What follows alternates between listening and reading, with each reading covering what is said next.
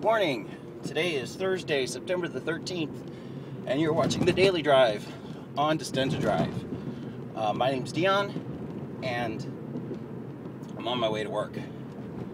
So, things that are new and exciting. Yesterday, I got a compliment from a coworker saying that she liked my beard, and I was like, oh yeah, I really didn't try to do that. It was just kind of a I didn't want to shave type thing. So this morning I got out the clippers and trimmed my beard into a goatee, as you can see. Hopefully it looks nice. Yep. So next, see, now I'm conscious of the ums, and now because I'm conscious of the ums, I'm saying the ums. Okay. One of the things that came yesterday was feedback, and I'm all about some good constructive feedback, criticism of what I'm doing and ways to improve it. And one of the things that was mentioned was the fact that I say a little bit. So I'm going to focus on not saying having thought out what I'm going to say, because I actually put a lot of thought into what I'm going to say the following morning, all day. So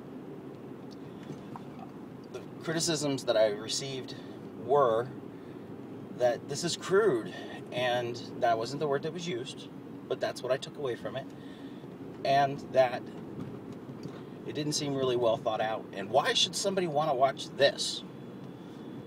And I have answers to those questions. And they come in the form of references to other things.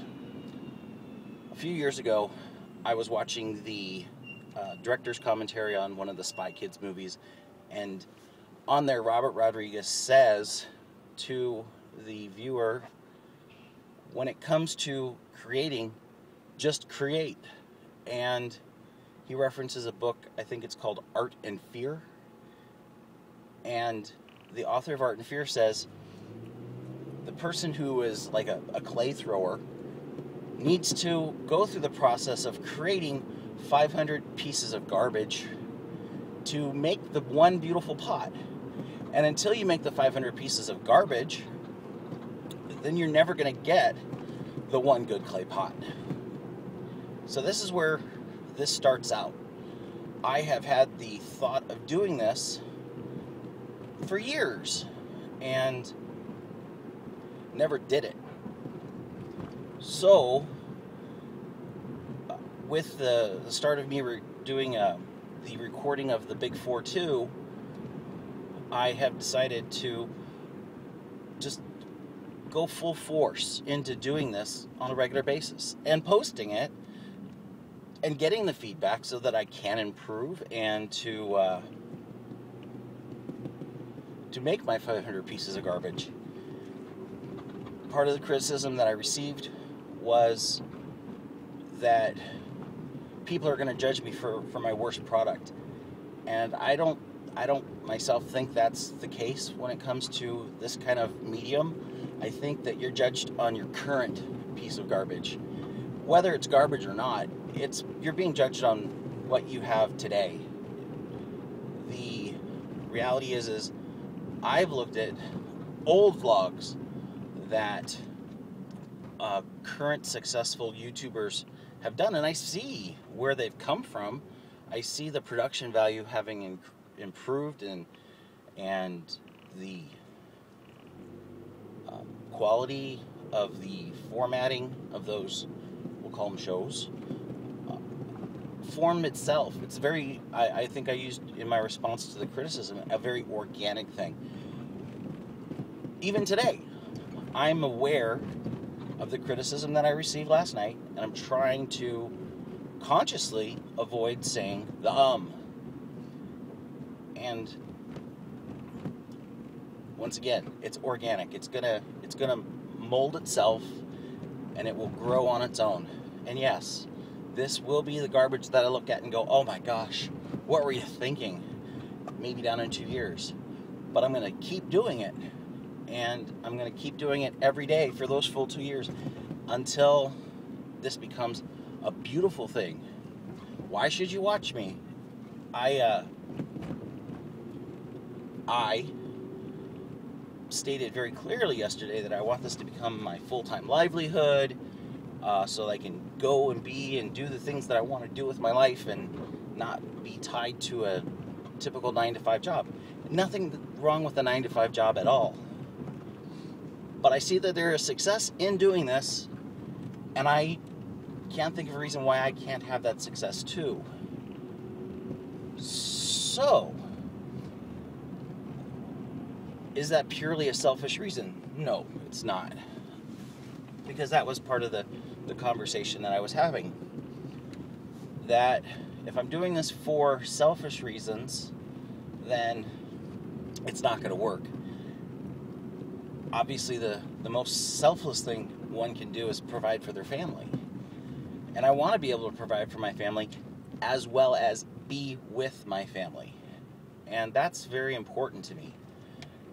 The other thing that I see the successful YouTubers have gone to do is they are approached by charity organizations all the time. They have to pick and choose which things they're going to get involved in, but they get involved. And that's not going to come for me until this is done more and more and more. So, I'm all for, providing better water to the world. That's a wonderful thing. I know that the Supernote competition, which is actually going to start up again soon, that provides good dollars for worthy causes.